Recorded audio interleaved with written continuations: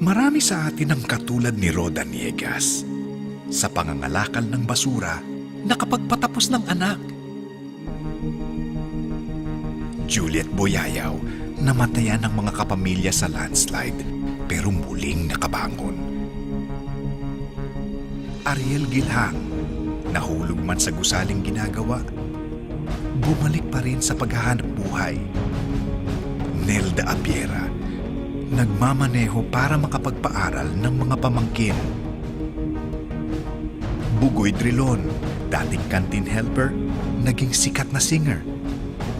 May mga tumutulong sa kapwa tulad ni Major Mario Topacio at iba pang sundalo na tumulong sa mga biktima ng kalamidad.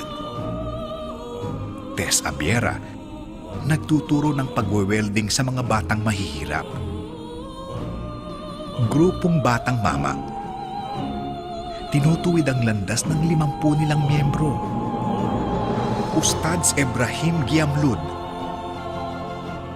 imam at guro ng Quran. Efren Peña Florida, gamit ang kariton para makapagturo sa mga batang kalye.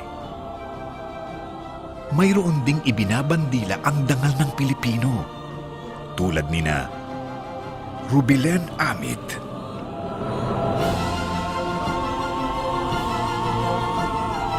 ang Philippine Women's Taekwondo Team, at ng libu-libong kabataan. Dahil sa inyo, ang ABS-CBN ay bilib sa Pinoy.